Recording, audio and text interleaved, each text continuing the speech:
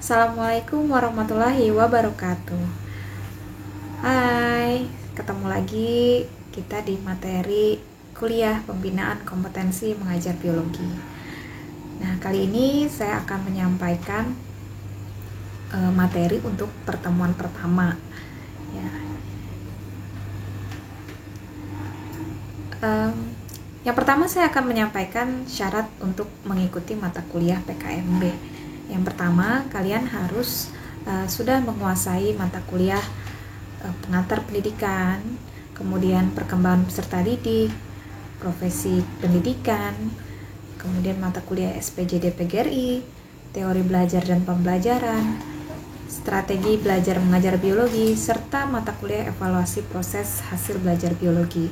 Jadi mata kuliah PKMB ini adalah mata kuliah prasyarat setelah kalian menguasai semua mata kuliah tersebut. Nah, kemudian untuk kriteria penilaian, karena basicnya sebenarnya mata kuliah PKMB ini adalah mata kuliah yang lebih menekankan untuk praktek ya, praktek mengajar. Jadi di sini untuk praktek mengajar itu 50%, kemudian untuk UTS 20% dan UAS 30%. Nah, kemudian adapun untuk pendapat, kemudian juga argumen, pertanyaan, dan masukan itu akan menjadi nilai tambah. Nah, kemudian tata tertib untuk mata kuliah PKMB.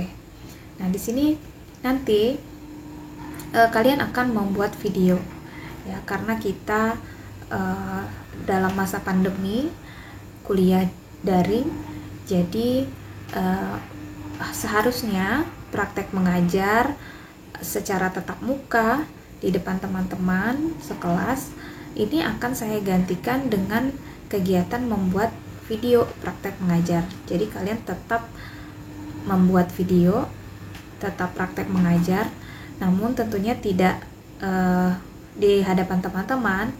Jadi kalian membuat video praktek mengajar menjadi guru menggunakan pakaian yang rapi, sopan, dan formal, layaknya pakaian seorang guru. Nah, kemudian sebelum nanti membuat video, kalian akan membuat silabus dan RPP sesuai dengan kurikulum 2017 dengan pilihan materi yang nanti akan kalian ajarkan. Jadi untuk materi ini kalian bebas memilih. Yang penting tidak keluar dari konsep biologi SMA atau sederajat. Nah, kalian bisa menggunakan buku panduan, yaitu buku SMA biologi ya. Untuk pengarangnya saya bebaskan. Jadi nanti kalian bisa menentukan materi yang memang menurut kalian akan mudah untuk kalian sampaikan. Nah, kemudian bebas menggunakan variasi, strategi pendekatan, model, kemudian metode dan media pembelajaran pada saat mengajar. Nah, videonya berdurasi kurang lebih 15 menit. Jadi kalian menyesuaikan sendiri untuk jumlah slide-nya selama 15 menit tersebut, mulai dari pembukaan sampai dengan penutup, kegiatan penutup. Itu untuk kira-kira gambaran ya, nanti apa yang akan kalian project ya, yang harus kalian kerjakan untuk satu semester ini. Nah, kemudian diberikan nilai plus itu jika pada saat mengajar kalian menghasilkan produk pengajaran yang kreatif dan inovatif, misalnya membuat alat peraga sederhana, kemudian membuat aplikasi atau program pembelajaran, kemudian mendemonstrasikan hasil karya sederhana, dan sebagainya.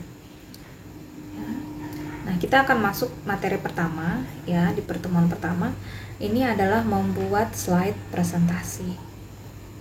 Jadi untuk membuat slide presentasi sebenarnya ada caranya. Jadi tidak sembarangan ya. Ada trik-trik khususnya supaya slide presentasi kita itu enak dilihat ya, menarik ya, kemudian juga tidak membosankan. Nah, berikut ini ya adalah software, program, kemudian atau aplikasi ya untuk presentasi. Jadi banyak sekali aplikasi sebenarnya yang bisa kita gunakan untuk presentasi. Nah, dari beberapa aplikasi ya seperti Macromedia Flash ya, kemudian ada PowerPoint, ada Google Docs ya, Slide Doc, kemudian ada Adobe Persuasion, ada Prezi. Nah, yang paling sering digunakan, yang paling familiar mungkin PowerPoint ya. Jadi nanti untuk membuat slide presentasi, saya tidak menetapkan kalian harus menggunakan aplikasi apa gitu ya, apakah harus PowerPoint, harus Prezi, enggak. Jadi terserah kalian ya, saya bebaskan yang mana yang aplikasi yang memang kalian sudah kuasai ya. Nah, jadi boleh bebas memilih untuk aplikasi presentasi yang nanti akan digunakan. Nah, apa saja kira-kira aturan untuk membuat slide presentasi? Yuk kita simak. Yang pertama adalah jumlah baris dan ukuran font. Jadi ini perlu diperhatikan ya. Untuk membuat slide presentasi, kita harus memperhatikan bagaimana kita menjadi orang lain. Jadi bukan dalam posisi kita sebagai pembuat slide presentasi, ya kan? Jadi karena presentasi ini kan nanti akan ditampilkan di hadapan orang. Jadi orang membaca itu mungkin dari jarak yang cukup jauh ya, bukan jarak dalam hitungan sentimeter, mungkin ada yang sampai 5 meter ya. Nah, itu kita harus perhatikan untuk ukuran font, kemudian jumlah baris. Jumlah baris tidak boleh terlalu banyak, tidak boleh terlalu berdempetan, dan juga ukuran font ini tidak boleh terlalu kecil ya. Nah, ini coba diperhatikan mulai dari ukuran 12. Nah, kalau kita penggunaan ukuran 12 untuk PPT itu sangat kecil ya. Nah, mungkin bisa kita gunakan di atas ukuran 24 mulai ke atas ya.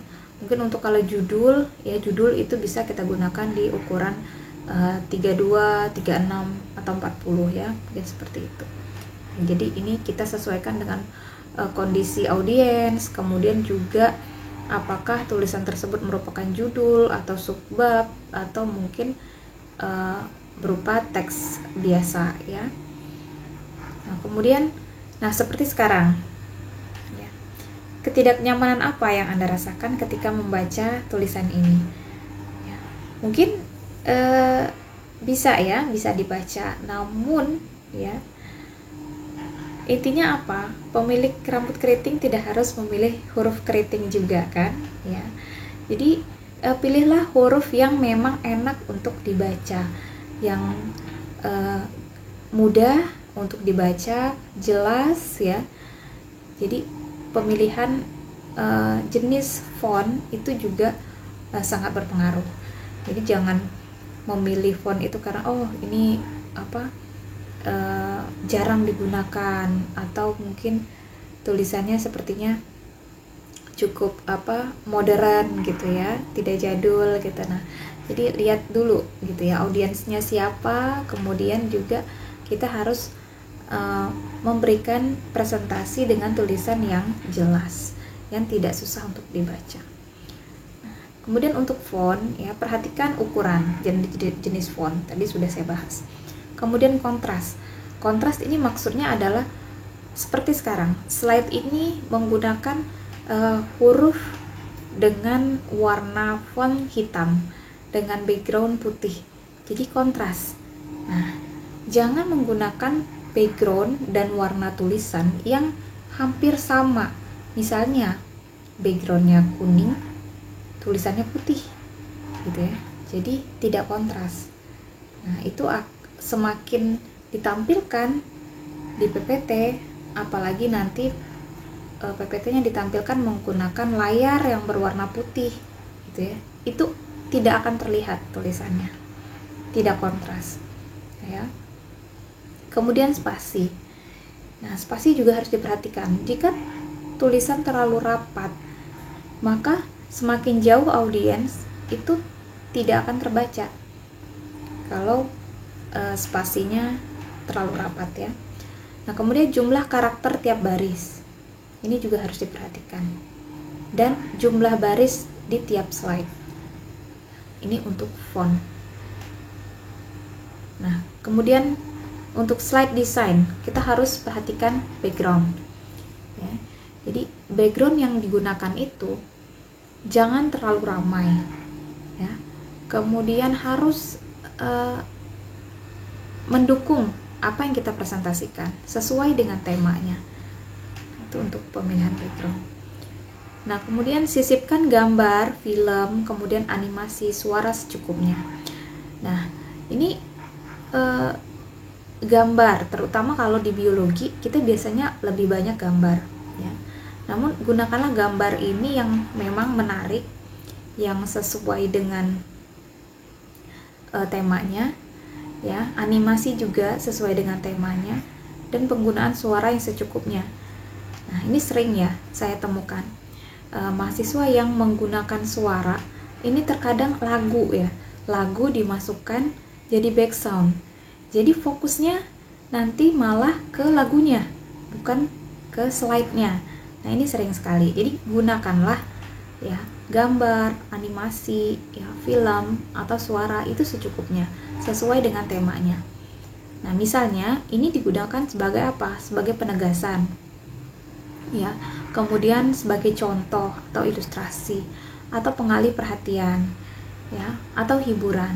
Jadi jangan di tiap slide kita masukkan animasi, apalagi animasinya ini tidak ada kaitannya dengan materi yang akan disampaikan. Ini hanya akan mengganggu proses pembelajaran. Jadi siswa nanti akan memperhatikan animasinya, akan lebih tertarik dengan animasi atau gambar gerak. Jadi justru tidak memperhatikan materi yang akan kita sampaikan. Nah, itu ya.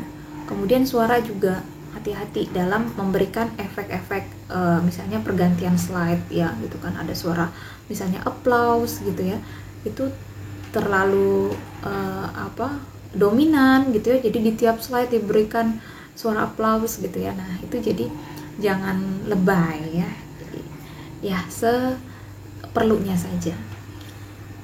Kemudian alat penunjang presentasi.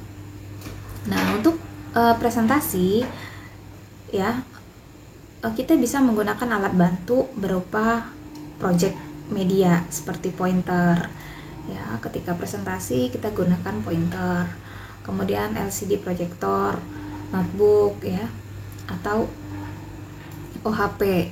Ini kalau yang masih zaman dulu lah ya. Nah, kalau sekarang rata-rata sudah menggunakan proyektor ya, LCD proyektor. Nah, kemudian kalau non projector media itu berupa flip chart, spidol, kemudian whiteboard ya. Nah, kemudian alat peraga ini bisa kita tambahkan, misalnya seperti torso, carta. Kalau untuk biologi biasanya sering menggunakan torso ya. Kemudian alat demonstrasi dan lain-lain. Nah, apa saja untuk persiapan presentasi? Yang pertama menggunakan proyektor ya. Kita harus menguasai tekniknya, bagaimana menyalakan proyektor gitu ya. Kemudian memahami penggunaan laptop. Nah, ini wajib ya. Jadi kita bisa mengontrol sendiri kapan slide harus tampil gitu ya. Kemudian menguasai teknik penulisan dengan PowerPoint. Menggunakan bullet point seperlunya. Kemudian horizontal itu 7 kata. Jadi mendatar itu sekitar 7 kata. Kalau vertikal dari atas ke bawah sekitar 10 baris. Itu maksimal. Nah, kemudian jangan menghalangi pandangan audiens ya. Jadi ketika presentasi justru kita menutupi layar presentasinya ya. Kemudian ini yang sering saya temui ya. Banyak ketika presentasi itu berbicara pada screen ya, layar. Jadi menghadap ke layar, jadi audiensnya dicuekin ya. Jadi dari awal sampai akhir itu baca slide, menghadap ke layar gitu ya. Nah, itu jadi tidak baik seperti itu, salah ya. Jadi kita harus dua arah ya komunikasinya. Jadi kita sambil membaca slide itu hanya sebagai patokan saja. Jadi untuk presentasi kita harus komunikatif ya ke audiens. Kemudian untuk presenting ya, yang pertama adalah pede dulu ya kan.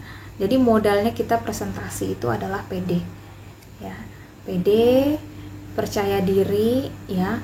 Anggap saja memang hanya kita yang menguasai materi ini ya kan. Nah, karena kita yang membuat materi, kita yang menguasai materi, jadi kita harus yang lebih percaya diri gitu ya. Itu adalah modal pertama, menguasai materi. Nah, ini harus, jadi jangan sampai materi presentasi ini ya tidak kita kuasai. Jadi kita akan terkesan memang membaca dari awal sampai akhir, kita membaca slide. Itu artinya kita tidak menguasai materi.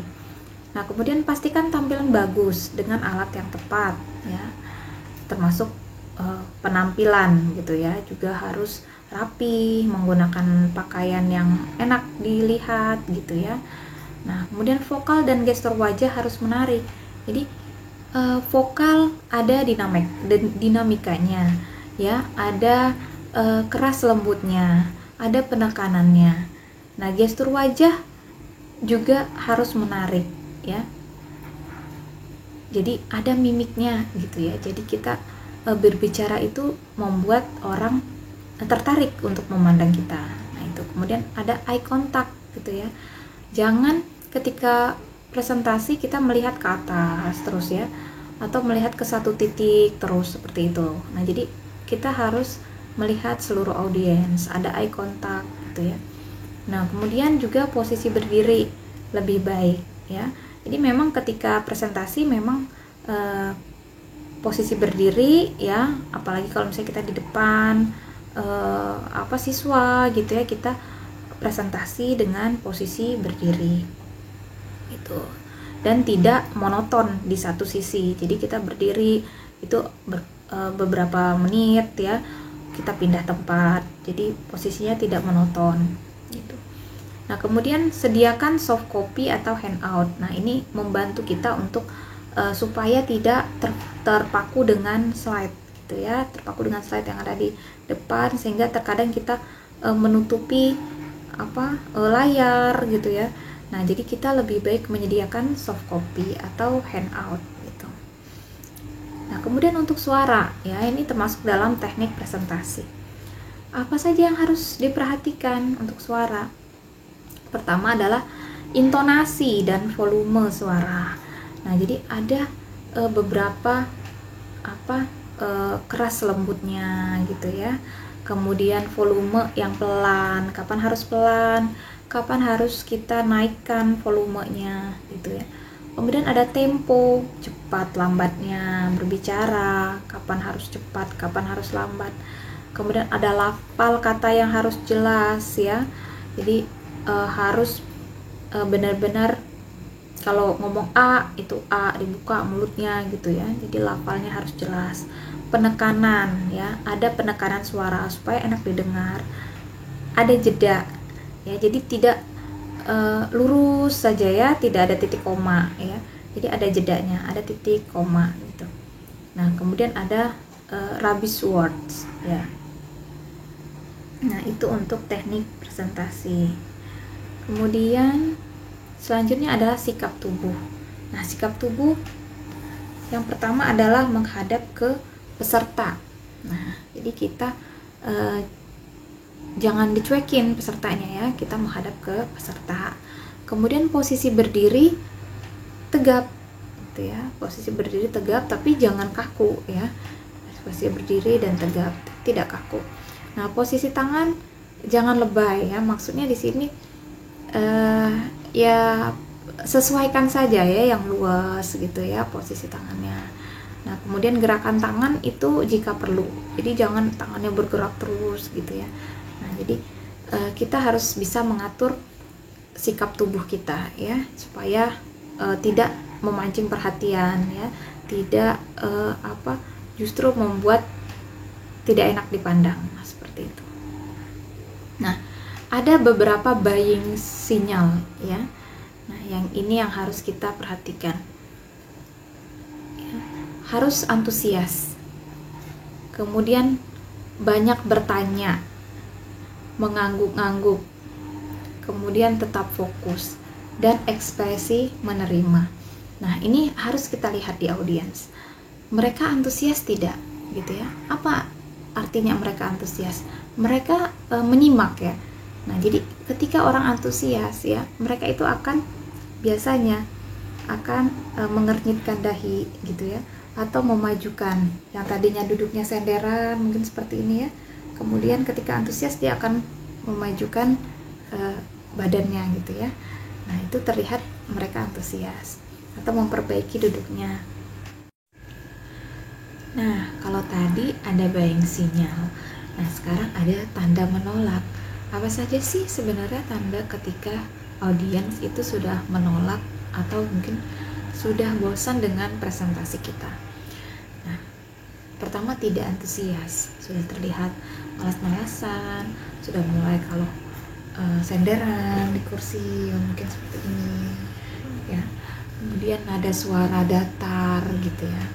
Nah, kemudian sudah mulai menunjukkan gerakan-gerakan yang tidak perlu ya, misalnya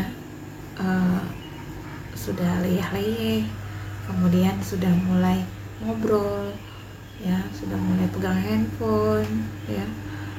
Nah, itu tanda-tandanya biasanya audiens sudah mulai bosan gitu ya. Nah, kita harus mulai ice breaking ya, kita mulai memecahkan suasana, misalnya kita memberikan animasi atau mungkin memberikan gambar, memberikan pertanyaan, kemudian bisa juga kita memberikan selingan ya berupa hiburan, kuis atau seperti itu, agar perhatian audiens itu tetap ke kita ya.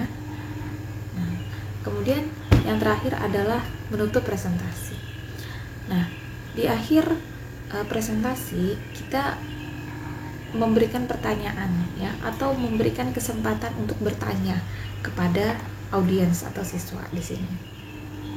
Jadi bagaimana jika apa masih ada pertanyaan seperti itu ya, atau mungkin jika tidak ada pertanyaan saya yang akan bertanya. Nah, biasanya begitu.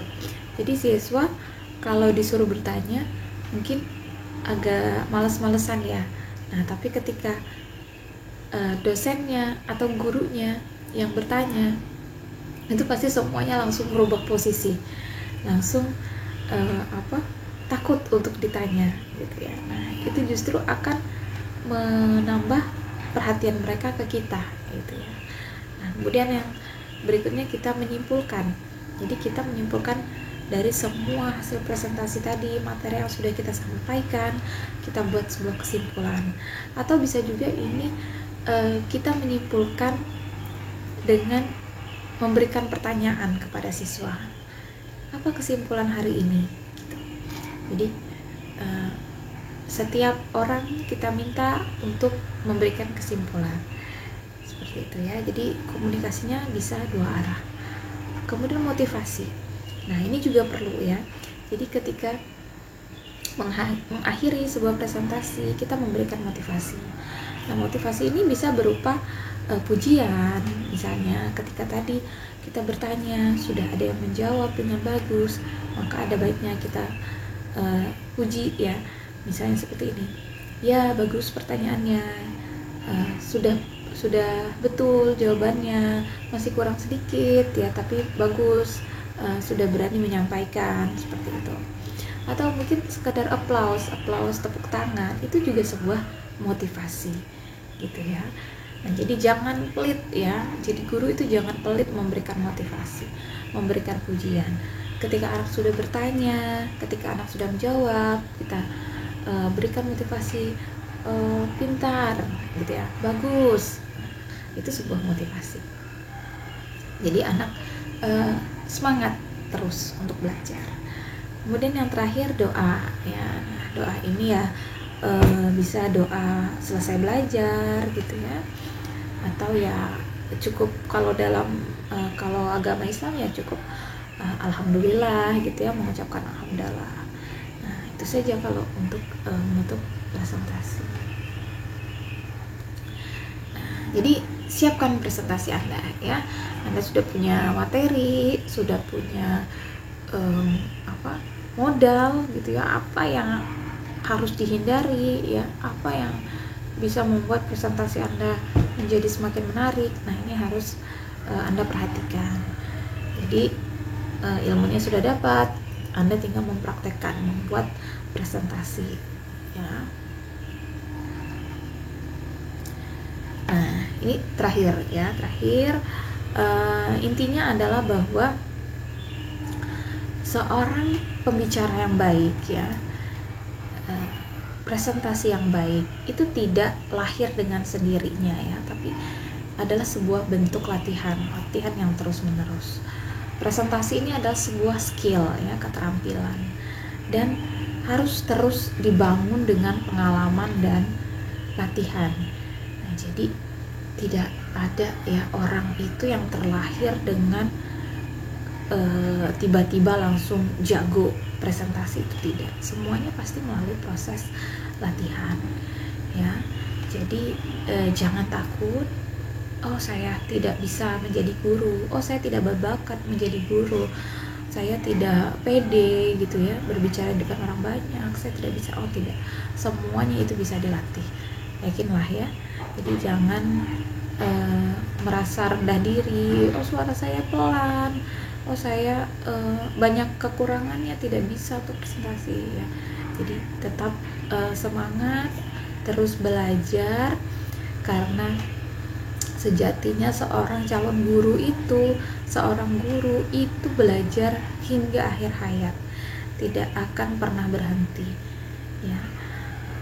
Cukup sekian materi yang saya sampaikan pada kesempatan kali ini. Kita lanjut di next materi ya. Wassalamualaikum warahmatullahi wabarakatuh.